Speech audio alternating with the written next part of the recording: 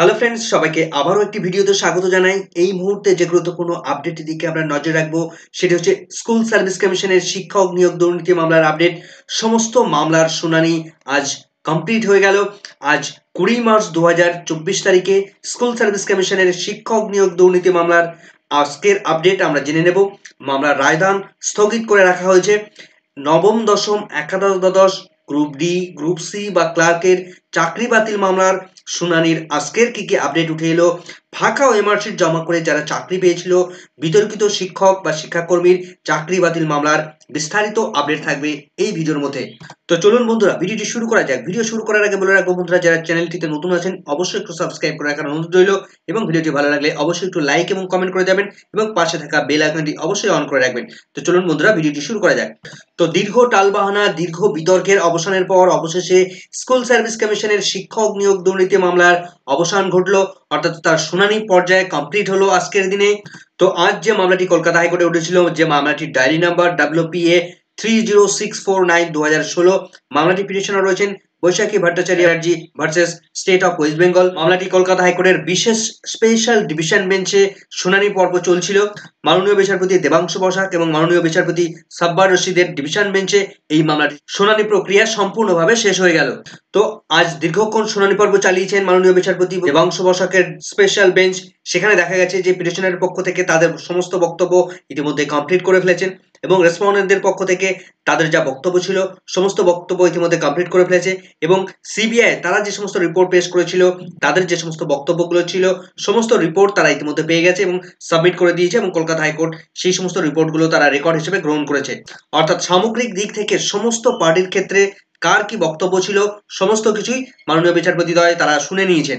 আজকের শুনানি চলাকালীন মাননীয় বিচারপতির মুখ থেকে বেশ কতগুলো গুরুত্বপূর্ণ বক্তব্য, বেশ কতগুলো তাৎপর্যপূর্ণ মন্তব্য উঠে এসেছে। এর আগের শুনানির দিনগুলোতেও মাননীয় বিচারপতিদ্বয় তাদের মুখ থেকে বেশ কতগুলো গুরুত্বপূর্ণ মন্তব্য উঠে আসতে দেখা গেছিল।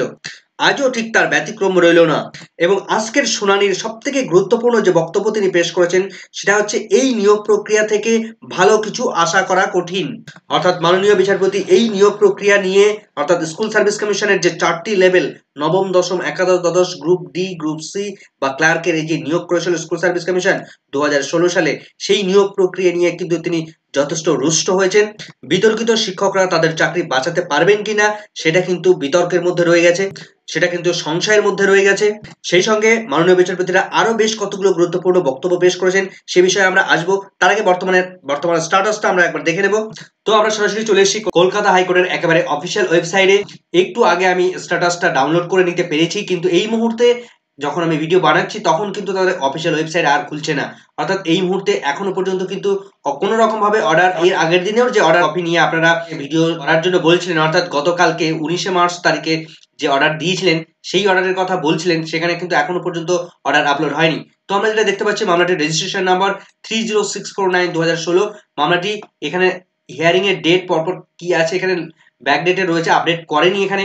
মাননীয় বিচারপতি দেবাংশু বসাক এবং মাননীয় বিচারপতি সাব্বার রশিদের ডিভিশন বেঞ্চে, এটা একটা স্পেশাল বেঞ্চে মাটি শুনানি চলছে, যার পিটিশনার রয়েছেন Baishakhi Bhattacharya Chatterjee versus state of West Bengal. তো আমরা জানি স্কুল সার্ভিস কমিশনে এই 4টে স্তরে নিয়োগ দুর্নীতি নিয়ে ইতিপূর্বে কলকাতা হাইকোর্টের সিঙ্গেল বেঞ্চে মাননীয় বিচারপতি অভিজিৎ গঙ্গোপাধ্যায় তিনি কিন্তু সিবিআই তদন্তের নির্দেশ দিয়েছিলেন এবং সিবিআই তদন্ত করার পর দেখা গেছিল সেখানে ফাঁকা ওএমআর শিট প্রকাশ করারও নির্দেশ দিয়েছিলেন। সেই মতো নবম দশমে 952 জনের শিক্ষকের ওএমআর শিট, ফাঁকা ওএমআর শিট প্রকাশ করেছিল স্কুল সার্ভিস কমিশন। সেই সঙ্গে গ্রুপ ডি, গ্রুপ সি বা ক্লার্ক এবং 11-12 এর সমস্ত স্তরের ক্ষেত্রে কয়েক হাজার ওএমআর শিট, ফাঁকা ওএমআর শিট স্কুল সার্ভিস কমিশনের অফিসিয়াল ওয়েবসাইটে প্রকাশ করতে দেখা গিয়েছিল। ফলে সিঙ্গেল বেঞ্চ এই সমস্ত ফাঁকা ওএমআর শিটে চাকরি পাওয়া শিক্ষকদের চাকরি বাতিলের নির্দেশ দিয়েছিলেন। এরপর মামলাটি পরবর্তীতে ডিভিশন বেঞ্চে চ্যালেঞ্জ হয়। মাননীয় বিচারপতি সুব্রত তালুকদারের ডিভিশন বেঞ্চে এই মামলাটি ঠিক একই রকম অর্ডার আসে, সেখানে বাক কমিটির রিপোর্টও সাবমিট করা হয়েছিল। পরবর্তীকালে সেই মামলাটি আবার সুপ্রিম কোর্ট পর্যন্ত করায়। সুপ্রিম কোর্টে দেখা গিয়েছিল যে এই নবম দশম একাদশ দ্বাদশ গ্রুপ সি, গ্রুপ ডি 4টি লেভেলের ক্ষেত্রে প্রচুর সংখ্যক মামলাকারী তারা বিভিন্ন ধরনের ম্যাট ফাইল বা রিট পিটিশন তারা করেছিল সুপ্রিম কোর্টে। তার ফলে এক থেকে একাধিক প্রচুর মামলা সেখানে পেন্ডিং হয়েছিল। বহু মামলা থাকার ফলে সুপ্রিম কোর্ট তারা অবজারভেশনে করেছিল যে এত কিছু শোনা সম্ভব নয় এই মুহূর্তে। তো এই মামলাটি পরবর্তীতে আবার কলকাতা হাইকোর্টে ফিরিয়ে দেওয়া হয়। কলকাতা হাইকোর্টের চিফ জাস্টিসের কাছে ফিরিয়ে দেওয়া হয়, যাতে করে এই মামলাটি বিস্তারিত শুনানি করিয়ে তারপরে একটা ফাইন্ড আউট বের করার। তো সেই মতো কলকাতা হাইকোর্টের চিফ জাস্টিস তিনি একটি বিশেষ বেঞ্চ গঠন করে দেন। এই মাননীয় বিচারপতি দেবাংশু বসাক এবং মাননীয় বিচারপতি সাব্বার রশিদের ডিভিশন বেঞ্চ তৈরি করে দেয়। এটা একটা স্পেশাল বেঞ্চ, সেখানে দীর্ঘদিন ধরে শুনানি প্রক্রিয়া চলছে। এই নতুন বেঞ্চ অর্থাৎ মাননীয় বিচারপতি দেবাংশু বসাক ও সাব্বার রশিদের ডিভিশন বেঞ্চে নতুন বেঞ্চে শুনানি প্রক্রিয়া শুরু হয়েছিল 4ই মার্চ 2024 তারিখ থেকে শুরু হয়েছে। 4, 5, 6 পরপর লাগাতার কিন্তু শুনানি চলছিল। তো দেখুন আপনারা 5, 6, 7, 8 পরপর কিন্তু অর্ডার কপিগুলো আমরা দেখতে পাচ্ছি। 8 এর পর 9, 10 শনিবার রবিবার ছিল, তার ফলে সেখানে কিন্তু শুনানি হয়নি। 11, 12 তারিখ শুনানি হয়েছে, 13 তারিখ শুনানি হয়েছে, 14 তারিখ শুনানি হয়েছে এবং অবশেষে 14 তারিখ পর্যন্ত আমরা তার অর্ডার কপির অ্যানালাইসিস করে নিয়েছিলাম। তারপর মামলাটি 15 তারিখ শুনানি হয়নি, 18 তারিখেও শুনানি হয়নি, 19 তারিখে গতকাল শুনানি হয়েছে, কিন্তু তার অর্ডার কপি আপলোড হয়নি এখনো পর্যন্ত, সেটা আপনারা সরাসরি দেখতে পাচ্ছেন। তার পরের দিন অর্থাৎ আজকে 20 মার্চ 2024 তারিখে কিন্তু মামলাটির বিস্তারিত শুনানি হয়েছে এবং সেখানে মাননীয় বিচারপতিদ্বয় তারা অর্ডার দিলেন যে এই মামলায় আর তারা কোনো রকম ভাবে শুনানি করাবেন না। সমস্ত শুনানি প্রক্রিয়া ইতিমধ্যে কনক্লুড করে দিয়েছেন। সমস্ত পার্টির পক্ষ থেকে যার যা বক্তব্য সবাই কিন্তু প্রত্যেকে সাবমিট করার সুযোগ পেয়েছেন। এখন শুধু সময়ের পালা। মামলাটি অর্ডারের জন্য রিজার্ভ করে রাখা হলো, অর্থাৎ রায়দান সম্পূর্ণভাবে স্থগিত করে দেওয়া হলো। পরবর্তী ক্ষেত্রে যে কোনো দিন, হয়তো কয়েকটা দিন সময় নেবেন, কয়েকটা দিন সময় নেওয়ার পর এই মামলার যে কোনো দিন অর্ডার তারা প্রকাশ করে দেবেন। তো আজকের শুনানি প্রক্রিয়া চলাকালীন বেশ কতগুলো গুরুত্বপূর্ণ তথ্যের মধ্যে একটি গুরুত্বপূর্ণ তথ্য যেটা আমরা এই মুহূর্তে উল্লেখ না করলেই নয়, যখন পিটিশনারদের পক্ষ থেকে মাননীয় বিকাশ চন্দ্র ভট্টাচার্য তিনি কথা বলছিলেন শুনানি প্রক্রিয়ার চলাকালীন সময়ে তিনি এই বক্তব্যটি জানিয়েছিলেন, অভিযুক্ত হলেও অতিরিক্ত পদে নিয়োগ করেছে স্কুল সার্ভিস কমিশন। কোন সাবজেক্টে ভ্যাকেন্সি যা ছিল তার থেকেও অনেক বেশি সংখ্যক ক্যান্ডিডেটকে তারা নিয়োগ করেছে স্কুল সার্ভিস কমিশন। তখন মাননীয় বিচারপতি সাব্বার রশিদি এবং মাননীয় বিচারপতি দেবাংশু বসাক মাননীয় বিচারপতি তিনি কিন্তু গুরুত্বপূর্ণ মন্তব্য করেছেন। তিনি বলেছেন যে অতিরিক্ত পদে নিয়োগ হওয়া ক্যান্ডিডেটদের চাকরি বাতিল হওয়া উচিত, অর্থাৎ ভ্যাকেন্সি যা ছিল তার তুলনায় অতিরিক্ত শূন্যপদ তৈরি করে যাদের নিয়োগ করেছে স্কুল সার্ভিস কমিশন তাদের চাকরি বাতিল হওয়া শুধু সময়ের অপেক্ষা। অর্থাৎ মাননীয় বিচারপতি দ্বয়ের মন্তব্য থেকে এটা কিন্তু পরিষ্কার, এই সমস্ত বিতর্কিত অতিরিক্ত নিয়োগপ্রাপ্ত শিক্ষক এবং অশিক্ষক কর্মীদের চাকরি বাতিল করতে চলেছেন মাননীয় বিচারপতি দেবাংশু বসাক। সেই সঙ্গে আরো বেশ কিছু মন্তব্য তিনি করেছেন। ইতিপূর্বেই আমরা দেখেছি গত 14 তারিখে 14ই মার্চ শুনানিতে মাননীয় বিচারপতি দেবাংশু বসাক তিনি কিন্তু আরো কতগুলো গুরুত্বপূর্ণ মন্তব্য তিনি সেখানে করেছিলেন যে যদি স্কুল সার্ভিস কমিশনের নিয়োগ প্রক্রিয়ায় এই নবম দশম একাদশ দ্বাদশ গ্রুপ সি বা গ্রুপ ডি এই সমস্ত প্রত্যেকটা লেভেলে এত ফাঁকা ওএমআরশিট জমা করে যদি তারা কেউ চাকরি পেয়ে থাকে, যদি কেউ দুর্নীতি করে চাকরি পেয়ে থাকে, তাদের জন্য কিন্তু পুনরায় রিপ্যানেলের চিন্তা ভাবনা করছিলেন মাননীয় বিচারপতি। অর্থাৎ এত দুর্নীতি যদি ধরা পড়েই থাকে, সিবিআই তাদের রিপোর্টে তারা জানিয়েছে সবাই কিন্তু ফাঁকা ওএমআরশিট জমা করে চাকরি পেয়েছে, সেক্ষেত্রে প্রত্যেক ক্যান্ডিডেটের কিন্তু পুনর্মূল্যায়নের চিন্তা ভাবনা করছিলেন মাননীয় বিচারপতিরা।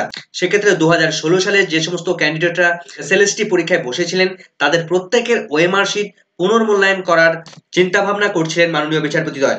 তো আজকের শুনানি পর্যায়ের সময় তিনি মাননীয় বিচারপতি দেবাংশু বসাক তিনি আরো গুরুত্বপূর্ণ মন্তব্য করেন যে যারা নিয়োগ দুর্নীতি করেছে, যারা নিয়োগ দুর্নীতির সঙ্গে জড়িত রয়েছে, যারা এই কাণ্ড কারখানাগুলো করেছে, ফাঁকা ওএমআরশিট অথচ তারা তাদেরকে চাকরি দিয়ে দিয়েছে, এই যারা ক্যান্ডিডেটরা একসঙ্গে ক্যান্ডিডেট থেকে শুরু করে যারা এর মধ্যে জড়িয়ে রয়েছেন প্রত্যেকের বিরুদ্ধে ফৌজদারি মামলা করা হবে। যারা ফাঁকা ওএমআরশিট অ্যাকচুয়ালি জমা করে চাকরি পেয়েছেন তাদের চাকরি কিন্তু রাখবেন না মাননীয় বিচারপতিদ্বয়। কিন্তু প্যানেলে যদি কোনো ফ্রেশ ক্যান্ডিডেট থেকে থাকে তিনি দুর্নীতি করে বা ফাঁকা ওএমআরশিট জমা না করে চাকরি পেয়ে থাকেন, তাহলে তার চাকরি কিন্তু সুরক্ষিত থাকবে। সুতরাং যে সমস্ত জেনুইন ক্যান্ডিডেট রয়েছেন তাদের আপনারা নিশ্চিন্তে থাকুন, আপনাদের ভয়ের কোনো কারণ নেই। কিন্তু আপনি যদি ফাঁকা ওএমআরশিট জমা করে চাকরি পেয়ে থাকেন এবং সিবিআই যদি সেই রিপোর্ট দিয়ে থাকে তাহলে কিন্তু আপনার চাকরি যেতে বসেছে। 2016 সালে নিয়োগ প্রক্রিয়া শুরু হলেও বেশ কয়েক বছর পরে গিয়েও স্কুল সার্ভিস কমিশন তারা নিয়োগ করেছে এমনও অভিযোগ উঠেছে। 2016-তে নিয়োগের সময় প্রত্যেকটা সাবজেক্টে যে ভ্যাকেন্সি ছিল সেই ভ্যাকেন্সি ফিল আপ করে দেওয়ার পরেও সমস্ত ক্যান্ডিডেটকে চাকরি দেওয়ার পরেও আরো নিজেদের ক্যান্ডিডেটকে চাকরি পাইয়ে দেওয়ার জন্য অতিরিক্ত শূন্যপদ তৈরি করেছিল স্কুল সার্ভিস কমিশন এবং সেই অতিরিক্ত শূন্যপদে নিজেদের মনের মতো ক্যান্ডিডেটকে টাকা পয়সা বা ফাঁকা ওএমআরশিট জমাকারী ক্যান্ডিডেটদেরকে চাকরি পাইয়ে দেওয়ার জন্য এই অতিরিক্ত শূন্য পদে তাদেরকে চাকরি দেওয়া হয়েছে। এই সমস্ত চাকরি পাওয়া ক্যান্ডিডেটদের কিন্তু কোনো মতেই চাকরি থাকবে না, অর্থাৎ অতিরিক্ত শূন্য পদে যারা চাকরি পেয়েছে তাদের চাকরি কিন্তু বাতিল হতে চলেছে মাননীয় বিচারপতি দ্বয়ের এর এমনই কিন্তু গুরুত্বপূর্ণ মন্তব্য। সেই সঙ্গে 2016 সালের এই নিয়োগ প্রক্রিয়াটি 4টি স্তরের যে নিয়োগ প্রক্রিয়াটি, সম্পূর্ণ নিয়োগ প্রক্রিয়াটি নতুন করে রিপ্যানেল হয় কিনা, কি অর্ডার আসে সেদিকেও কিন্তু আমাদের নজর থাকবে। তবে আজকের অর্ডার কপিও পাবলিশড হবে, সুতরাং সেই অর্ডার কপি পাবলিশড হলে আমরা কিন্তু সেটা নিয়ে অবশ্যই আলোচনা করব। সেটা নিয়ে পরবর্তী আপডেট পেলে অবশ্যই আপনাদের সঙ্গে শেয়ার করব। এই মুহূর্তে ভিডিওটি এখানে শেষ করছি। ভিডিওটি ভালো লাগলে অবশ্যই একটু লাইক, কমেন্ট এবং শেয়ার করবেন। চ্যানেলটিতে নতুন হলে অবশ্যই একটু সাবস্ক্রাইব করে রাখার অনুরোধ রইল এবং পাশে থাকা বেল আইকনটি অবশ্যই অন করে রাখবেন। সকলকে ধন্যবাদ।